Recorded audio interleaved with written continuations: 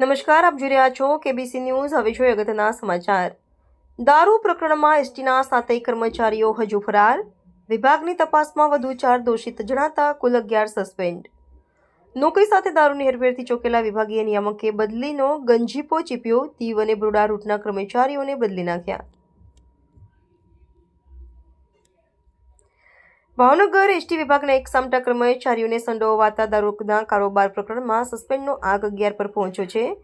પોલીસની ઝડપે ચડેલા part time security ગામ સ્વીપરને તાત્કાલિક અસરથી સસ્પેન્ડ કરાયા બાદ જેની સામે પોલીસ એફઆઈઆર થઈ છે તે તમામ એસટીના કાયમી કર્મચારીઓને સસ્પેન્ડ તેમજ હંગામી કર્મચારીને ટર્મિનેટ કરી દેવાયા છે.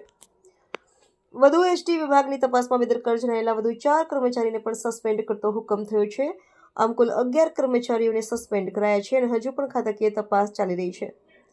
ભાવનગરમાં એસટી ડેપોની સામે આવેલા વર્કશોપમાં સોમવારે સાંજે નીલમબાગ પોલીસે છાપો મારી શૌચાલયમાંથી 100થી વધુ દારૂની બોટલો કિંમત ₹1.42 લાખનો જથ્થો ઝડપી લીધો હતો.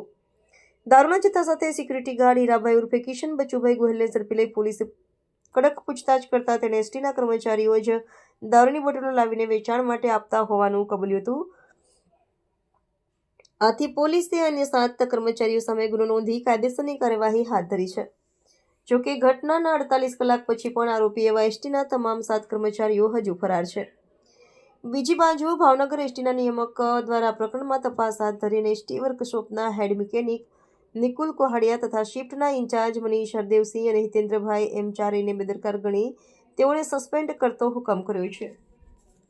ઉલ્લેખનીય છે કે પોલીસે જે 8 કર્મી સાથે ગુનો દાખલ કર્યો તે પૈકીના 7 કર્મીઓ કાયમી હોવાથી તેઓને અગાઉ જ સસ્પેન્ડ કરાયા છે, જ્યારે વધુ 4 કર્મીઓને સસ્પેન્ડ કરાતા સસ્પેન્ડ કર્મીનો આંક 11 થયો છે.